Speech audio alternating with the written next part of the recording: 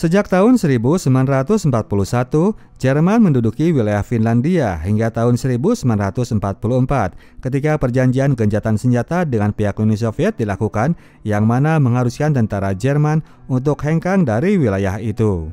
Namun hingga bulan Oktober 1944 masih tersisa sekitar 200.000 pasukan Jerman yang berada di antara warga Finlandia yang tak berdaya. Film ini bersetting pada momen-momen tersebut. Cerita film dimulai di waktu 6 bulan sebelumnya, di bulan Juni 1944.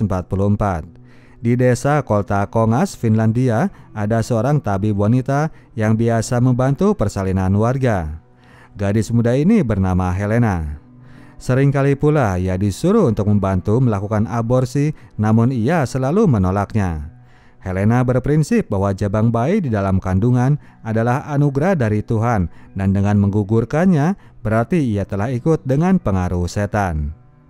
Adapun alasannya mengapa banyak wanita di daerah ini yang ingin melakukan aborsi karena banyak dari mereka yang mengandung karena dikerjai tentara Jerman. Suatu waktu, seorang wanita melahirkan seorang bayi berkulit hitam. Entah kebanggalan apa yang dilakukan tentara Nazi hingga terjadi hal demikian. Mungkin salah seorang dari tawanannya adalah jelmaan dari PDD yang mana sudah disuruh agar mau jadi tontonan. Suatu hari datang prajurit Jerman ke rumah warga yang baru melahirkan. Perwira yang satu ini datang dengan tugas untuk mendokumentasi kegiatan warga daerah tersebut. Salah satunya adalah kegiatan melahirkan dengan bantuan dukun beranak. Berposelah kemudian Helena dengan warga pemilik rumah dalam jepretan kamera dari Johann, sang perwira Nazi. Malamnya, Helena menyaksikan kebiadaban dalam gelap gulita. Nenek dari bayi itu yang gak rela memiliki cucu anak haram dengan sengaja membenamkan bayi tersebut ke dalam rawa. Makin kuat tekad wanita ini untuk keluar dari kampungnya yang mana ia rasa hawanya sudah terlampau kotor diselimuti aura iblis. Ia berangan-angan akan bisa dibawa oleh Johann, kameramen pihak Jerman, kemanapun ia pergi bertugas. Esok siangnya, sang kameramen sudah kembali datang untuk melanjutkan peliputan. Kabar punya kabar, ternyata hari itu adalah hari terakhir mereka berada di desa tersebut sebelum pindah ke kamp konsentrasi Titovka. Mendengar hal itu, Helena pun langsung menemui kakak iparnya yang mana seorang pengusaha jasa angkutan desa. Helena minta bantuan agar diselundupkan ke kamp Titovka. Tentu saja ia langsung ditertawakan oleh kakaknya karena masuk kamp tersebut sama saja cari mati. Apalagi dengan background yang mereka miliki, ayah mereka adalah anggota pemberontak yang sudah tewas dieksekusi. Namun ternyata Helena malah bersikeras dia sudah tidak takut dengan mati. Dia merasa itu lebih baik bagi dirinya daripada terus-terusan menyaksikan kematian bayi-bayi yang sengaja dikubur hidup-hidup. Beberapa hari kemudian Helena diantar kakak ipar untuk berangkat ke Titovka yang mana berada di perbatasan Finlandia dan Rusia. Kamp ini adalah lokasi tahanan dari tawanan perang dari pihak Tentara Merah. Sebagian dari tentara Jerman yang belum mundur masih berada di lokasi tersebut. Juni, sang kakak ipar, memang sudah terbiasa datang ke sana untuk mengantar minuman. Helena langsung datang untuk menghadap Pak Komandan. Rupanya dia ini memang sudah dititipkan oleh Juni sebelumnya kepada Pak Komandan ini. Namun setelah masuk kamp itu tidak akan ada lagi jalan keluar.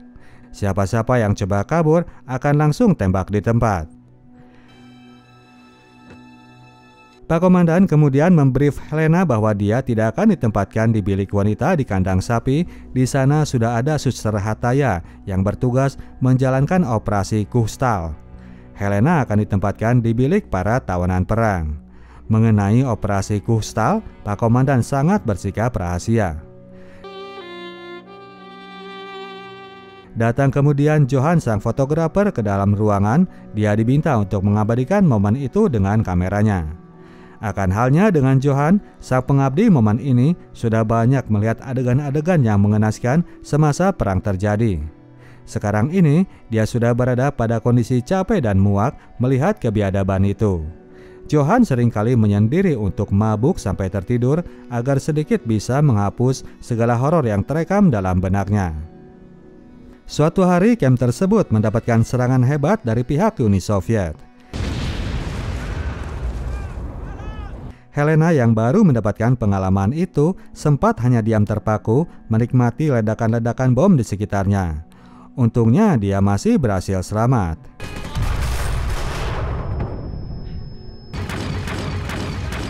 Ia lalu sembunyi di dalam bunker bersama prajurit lainnya. Di sana ia melihat bahwa Johan terlihat sangat syok selama insiden itu terjadi. Tangannya begitu gemeteran. Setelah serangan berakhir, Mbak perawat ini langsung bersiaga di ruang perawatan.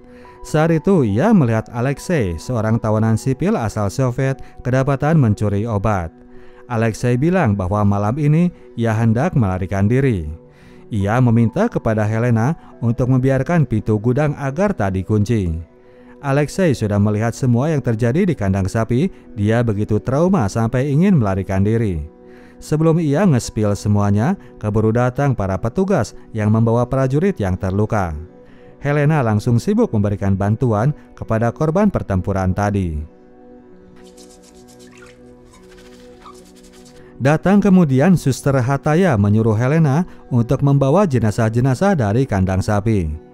Ketika ditanya apa yang ia lakukan di sana, satu kata saja yang ia ucapkan, yaitu adalah dosa. Suster senior itu langsung lekas pergi. Tidak lama kemudian sudah datang wanita-wanita baru yang ditampung di camp tersebut.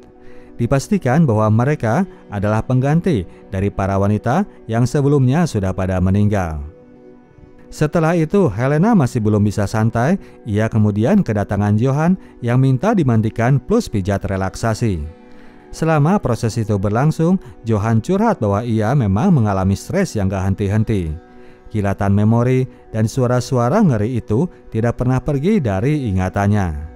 Belum kelar dengan job yang satu ini, Helena kemudian mendengar suara jeritan lain di luaran. Di sana, seorang gadis muda sedang dikerjai tentara Nazi. Para wanita yang baru datang ini rupanya hendak langsung dimasukkan ke kandang sapi. Helena yang kepo berat langsung merapat dan mengintai. Di sana, seperti yang sudah-sudah, mereka ini ditelanjangi, terus dimandikan berbarengan dengan disemprot lewat air dari selang. Setelah itu mereka pun bergiliran digunduli. Namun demikian, Helena belum bisa melihat kegiatan apa sebetulnya yang disebut sebagai operasi kustal tadi. Yang jelas, prosesi dari operasi itu sudah bisa bikin suster senior ini jadi gila sendiri. Salah tempat rupanya Helena telah memilih tempat kabur. Ia harus hinggap dari tempat gila satu ke lokasi sedang yang berikutnya. Malam itu di antara kesunyian, Alexei menyusup keluar dari barak dan berhasil kabur dari camp tahanan. Sesuai dengan requestnya, Helena memang telah membiarkan pintu pondokan mereka dalam keadaan tidak terkunci. Saat itu belum ada yang sadar bahwa aksi kabur telah terjadi. Baru pada pagi hari, suasana mulai gaduh di luaran oleh riuh rendah para prajurit yang bergegas melakukan pencarian. Info dari Juni menyebutkan bahwa Pak Komandan sudah memasang harga pada kepala bocah itu. Sekarang ini, semua prajurit sudah berubah jadi pembunuh bayaran. Juni pun hendak langsung bergerak untuk ikut mencarinya, namun dengan tujuan untuk menyelamatkan anak itu. Dengan ditemani oleh Johan, ia hendak langsung pergi. Melihat bahwa Johan ikutan nebeng, Helena pun langsung bergegas dandan. Ia pun ikut masuk ke dalam truk bawaan kakak iparnya itu. Berangkatlah kemudian truk ini menuju lokasi yang diperkirakan Juni akan menjadi arah pelarian. Di tengah jalan, truk mereka dihentikan karena di sana sedang terjadi sebuah kegiatan. Para prajurit Nazi sedang sibuk mengangkat ranjau. Tiba-tiba saja sebuah ledakan kemudian terjadi. Keberadaan mereka telah terlihat oleh sebuah pesawat sekutu yang langsung melakukan penyerangan. Suasana chaos kembali terjadi. Ketiga orang penumpang truk lalu bergerak memisahkan diri dari kumpulan tentara Nazi.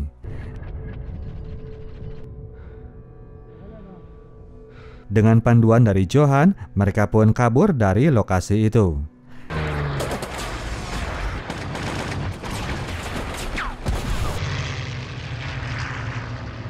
Ketiga orang ini memang berhasil selamat dari bahaya pertempuran yang tadi telah berlangsung. Johan memutuskan agar mereka sembunyi dulu di sebuah tempat dan baru keluar jika suasana dinilai mulai reda. Ia mengetahui sebuah tempat yang mana bisa mereka jadikan sebagai tempat transit untuk sementara waktu. Esok paginya, ketiga orang ini lanjut bergerak menuju tempat yang dituju. Johan mengetahui ada sebuah gubuk di daerah pesisir pantai yang menghadap ke Samudra Antartika. Tiba di sana, Juni ternyata pernah tahu juga soal gubuk itu. Ia bilang bahwa gubuk tersebut adalah kandangnya para iblis. Sementara para anak muda yang gak begitu percaya dengan tahayul pada langsung mendobrak masuk, Juni memilih cabut mencari tempat yang lain. Pada akhirnya cuma berdua saja yang stay di dalam gubuk. Karena Johan dan Helena ini masih muda dan terutama karena yang cewek lagi haus-hausnya akan belayan, terjadilah insiden yang diinginkan oleh keduanya. Perwira Nazi dan cewek dari negara yang dijajahnya akhirnya berakhir pacaran. Helena bahkan menyatakan diri siap jika Johan mau meminangnya. Keduanya kemudian berjanji jika suatu waktu mereka berpisah, di tempat ini mereka akan janjian untuk bertemu lagi. Tempat ngeri yang punya julukan Dead Man's Cabin ini buat mereka jadi sebuah tempat yang teramat romantis. Johan sendiri memang sudah tidak mau lagi balik ke Camp Titovka. Meskipun jadi romantis dan terus-terusan asik-asik, bayangan mimpi buruk itu tidak lantas hilang begitu saja dari benak Johan. Ada sebuah momen yang paling membuatnya begitu trauma, yaitu momen pembantaian warga sipil di wilayah Ukraina. Dalam sebuah momen yang dikenang sebagai insiden babi yar ini, Komandan Godel yang merupakan komandan di Titovka hendak membunuh seorang anak yang luput dari tembakan. Johan mencoba mencegahnya dan akhirnya malah ia yang balik ditembak oleh sang komandan. Bocah itu sendiri tetap berakhir tewas. Suatu hari tiba-tiba Juni muncul ke gubuk mereka. Ia telah datang dengan orang yang sedang jadi buruan mereka. Alexei ia temukan di sebuah gudang kentang milik seorang petani. Kali ini Juni malah berubah pikiran, ia hendak setor agar bisa dapat uang hadiahnya. Helena berusaha mencegahnya, namun Juni ternyata didukung oleh Johan yang lebih takut kepada bahwa nantinya mereka akan ditindak oleh Pak Komandan. Sekarang ini, lusinan tentara Jerman sedang mencari anak tersebut. Saat mereka sedang berdebat, muncul kemudian sebuah tembakan yang mengakhiri nyawa Alexei. Orang itu terus melakukan tembakan yang membuat Helena dan Johan harus cabut dari tempat bulan madunya ini. Penembak yang misterius itu adalah seorang prajurit stres yang disersi. Pada akhirnya, kedua sejoli ini harus balik juga ke Camp Titovka. Suasana saat itu sedang terjadi huru-hara, pertahanan pasukan Nazi sudah diambang kehancuran. Kapten Godel mabuk berat melihat sebagian dari lokasi tahanannya dalam keadaan hancur terbakar. Kondisi kandang sapi kini tanpa kehadiran perawat, maka dari itu mulai saat ini Helena yang ditugaskan untuk berjaga di lokasi sana. Suster Hataya ternyata sudah meninggal entah kenapa. Esoknya Helena sudah ditugaskan ke dalam kandang sapi buat ngerjai para pasien baru. Film belum secara detail ngasih info jelas tentang operasi yang bahkan bikin Komandan Godel sampai gemeteran dengan tangan bersimbah darah. Untungnya, Helena ini masih bisa lempeng dari guncangan jiwa. Terlebih lagi, karena sekarang dia punya bebek sang pelipur lara. Keduanya kini sudah jadi sejoli yang susah untuk dipisahkan. Suatu malam, kesibukan terjadi di dalam camp. Rupanya, sudah tiba waktu bagi pasukan Jerman bagian dokumentasi untuk pindah ke lokasi tugas yang berikutnya. Cemas menghadapi kondisi tersebut, Johan segera mendatangi Bebeb memberi info soal hal tersebut. Walau demikian, Johan tetap mengatur agar suatu saat mereka bisa bertemu lagi. Mereka pun janjian buat kopdar lagi di Dead Man's Cabin di masa perang telah berakhir. Esok paginya, Helena harus menyaksikan kepergian dari pasukan Jerman yang membawa serta Johan mundur menuju ke kandangnya. Selagi healing keluar dari area camp untuk sejenak, dia sudah mencium bau yang menyengat. Bau itu adalah dari tumpukan mayat yang dibiarkan berserakan begitu saja. Dari Juni, ia kemudian mendapatkan info bahwa mayat-mayat itu adalah jenazah yang dikubur dari camp yang mana digali lagi lalu dibuang ke hutan tersebut untuk menghilangkan bukti. Mereka itu terdiri dari para tawanan perang, politikus, dan wanita-wanita dari kandang sapi. Berhubung kondisi sedang gawat, kali ini Juni membekali Helena dengan sepucuk pistol. Esok paginya kepada sang kakak, Helena akhirnya spill soal hal yang terjadi di kandang sapi. Operasi Kustal itu dijalankan oleh Komandan Godel untuk melakukan eksperimen terhadap bayi-bayi di dalam kandungan.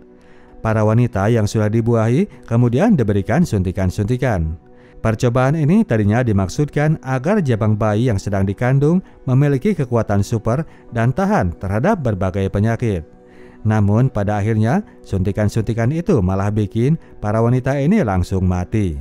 Mayat-mayat itu kemudian mereka kubur dan bakar di dalam lokasi camp.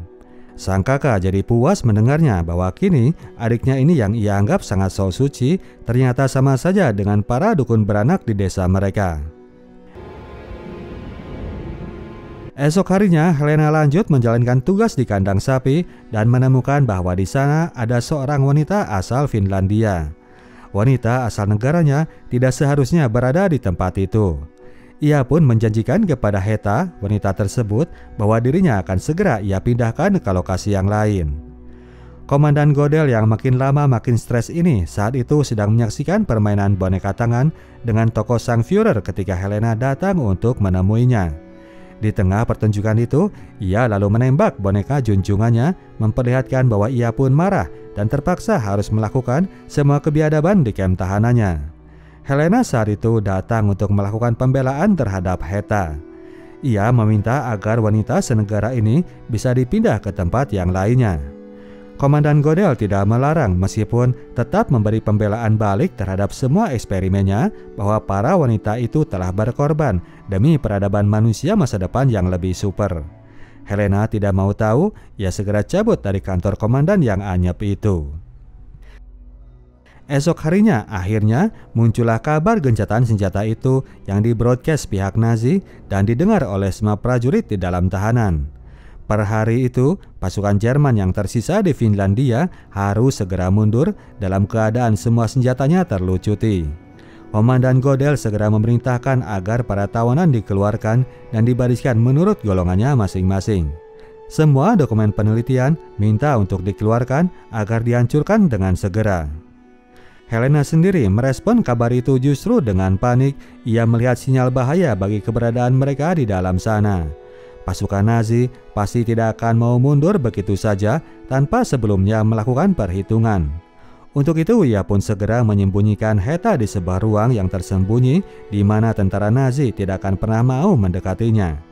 Nantinya ia akan mengirim Juni untuk menjemput wanita itu dari dalam sana. Malam itu pasukan Jerman memang membabi buta. Mereka melakukan sapu bersih terhadap tawanan yang tersisa.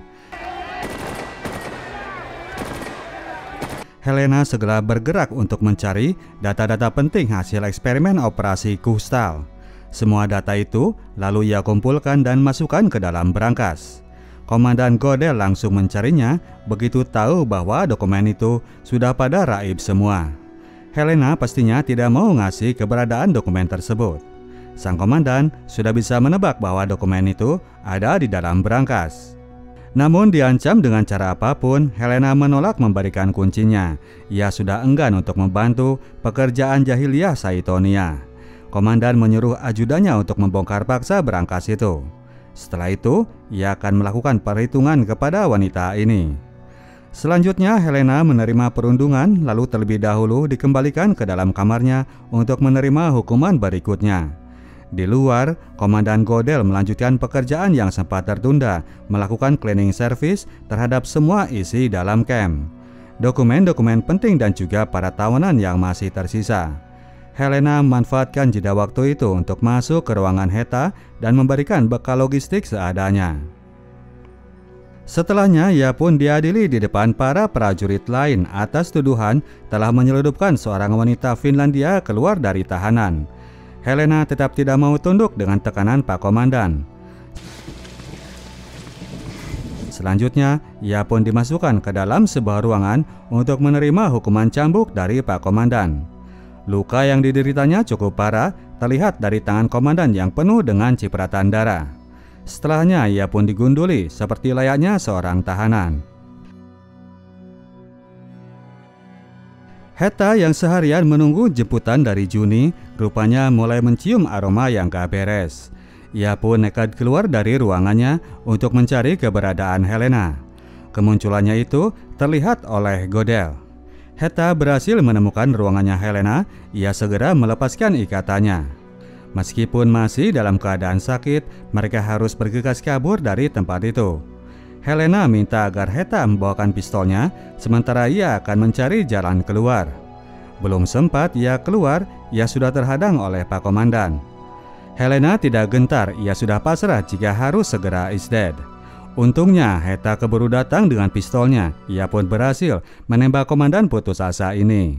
Segera mereka menyelinap keluar dari ruang tahanan.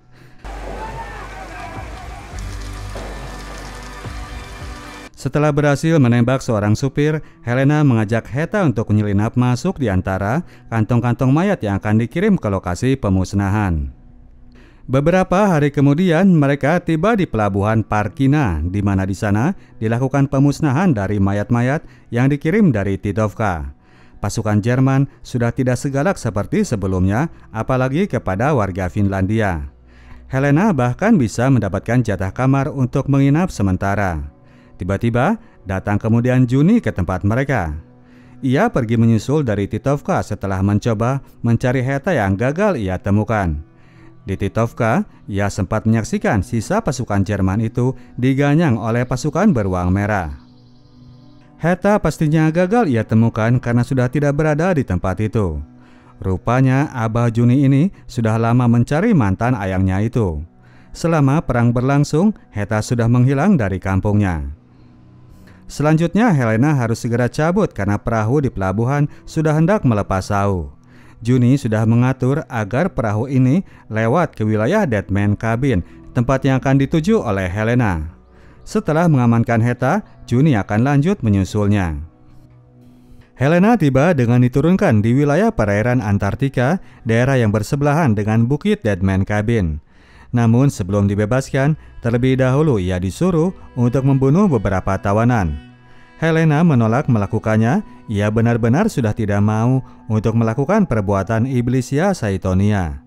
Walaupun kalau hal itu justru akan membuatnya ikutan ditembak. Namun pada akhirnya, tentara Jerman ini memang tidak jadi membunuhnya, mereka melepaskan Helena ke tengah perairan. Setelah berenang-renang ke tepian, ia pun kemudian jalan untuk mencapai gubuk yang terpencil itu. Dia berharap bahwa di sana ia sudah bisa menemukan Johan, namun nasib masih belum berpihak kepadanya. Esok paginya, ia sudah menemukan Juni bersamanya. Sang kakak ipar rupanya tidak tega untuk meninggalkan adik iparnya ini sendirian berlama-lama. Juni nggak yakin bahwa Helena bisa seterusnya aman tinggal di tempat itu. Segera ia mengajak Helena untuk pergi ke sebuah tempat. Tempat itu adalah lokasi nongkrong para gerombolan pembunuh bayaran yang tempo hari membunuh Alexei. Juni rupanya sudah mengatur segalanya agar mereka bisa cincai. Nantinya Helena akan dibantu pergi ke perbatasan Swedia untuk mengambil rute aman jika ia hendak pulang. Juni bahkan sudah memesan agar dicarikan sebuah dokumen penting. Dokumen itu adalah paspor dari adik iparnya ini sekalian dengan paspornya Johan yang rupanya adalah seorang diaspora. Johan memiliki darah turunan Finland. Setelah itu mereka pun segera balik menuju kabin. Esok paginya Juni sendiri harus segera pulang meskipun ia berat meninggalkan adik iparnya ini sendirian. Namun demikian sangat sulit untuk membujuk adik iparnya ini jika ia sudah memiliki sebuah tekad. Helena tetap bersikeras untuk menunggu Johan di lokasi itu. Pergilah kemudian Juni dengan perahu geteknya berharap bahwa suatu saat mereka akan bisa berjumpa lagi. Siangnya di dalam kabin, Helena sudah kedatangan seorang anggota pembunuh bayaran. Menyangka bahwa dia ini hendak dikuliti, ternyata si om ini datang dengan barang-barang pesanan. Seperti halnya Juni, si om ini pun memprediksi bahwa suatu waktu kabin ini akan ditemukan oleh pasukan Nazi. Bisa saja keberadaan Helena akan berada dalam bahaya. Untuk itu, ia pun membekalinya dengan sepucuk senapan dan beberapa bungkus makanan. Barang lain yang jadi kejutan adalah pipa milik mendiang ayahnya. Si Om inilah yang dulu telah membunuh ayahnya Helena atas orderan dari pihak Jerman. Untuk itu, dia pun mengaturkan permintaan maafnya. Untuk beberapa waktu, gadis muda ini harus tinggal menyendiri di dalam gubuk tersebut, menunggu bebek yang kedatangannya tidak bisa diprediksi apakah jadi datang atau akan menghilang untuk selamanya. 2 bulan Helena tinggal di gubuk tersebut. Yang ditunggu-tunggu rupanya memang sedang tidak bisa melakukan perjalanan karena telah kegep oleh tentara merah. Johan ditahan di tahanan pasukan Soviet untuk beberapa waktu. Suatu hari ia berhasil menggebuk seorang penjaga dan dengan memakai seragam milik penjaga itu, ia pun berhasil kabur keluar dari dalam camp. Selanjutnya, tidak ada tempat lain yang ingin segera ia tuju selain dari tempatnya untuk menyongsong masa depan, yaitu untuk bersama dengan Helena. Menuju tibanya di lokasi yang dituju, Johan melihat bahwa gubuk itu sedang disatroni oleh beberapa tentara Jerman. Mereka-mereka ini masuk ke dalamnya, lalu terdengar suara tembakan. Pasukan Jerman ini memang tidak melakukan pembakaran terhadap gubuk tersebut. Mereka memilih untuk terus lanjut jalan. Johan sudah takut saja, jangan-jangan Helena yang tadi kena tembak. Segera ia masuk menobrak ke dalamnya. Dia pun memeriksa keadaan di dalam. Rupanya tentara tadi telah menembak foto Stalin yang terpampang pada sebuah dinding. Pada sebuah meja yang mana terdapat sebuah mesin tik, Johan melihat sebuah pesan. Isi pesan itu menyebutkan bahwa Helena sudah lama menunggunya, bahkan sampai ia kehabisan makanan dan terpaksa harus makan lilin. Makin terpukul Johan membacanya, menyadari bahwa ia sudah terlalu lama telat datang. Namun Johan tidak menyerah, ia terus mencari-cari dan membuka sebuah pintu kecil di mana di situ sedang nyungsep seorang wanita. Helena ternyata telah berhasil sembunyi dan tidak diketemukan oleh pasukan tadi. Meledaklah keduanya dalam kebahagiaan, apalagi ditambah bonus kabar bahwa sang wanita sedang mengandung anak hasil hubungan mereka. Malam itu mereka pun isi dengan beristirahat saja. Acara baku hantam harus mereka tunda untuk sementara. Esok paginya, dalam keadaan sepi dan aman, keduanya pergi melarikan diri dari tempat itu untuk selamanya. Helena Alatalo dan Johan Engelhorst menikah di Swedia sebelum akhirnya balik ke Finlandia dan menetap di desa Turtola. Pasukan Jerman sendiri baru sepenuhnya pergi meninggalkan negara ini di bulan April 1945-nya. Pemerintahan Finlandia pasca perang kesulitan mencari status dari keberadaan 700 anak yang telah lahir hasil hubungan antara wanita Finlandia dan tentara-tentara Nazi. Oke, demikianlah ceritanya Bro dan Sis. Kita tim Sinotok cabut dulu. Sampai jumpa di video kita selanjutnya.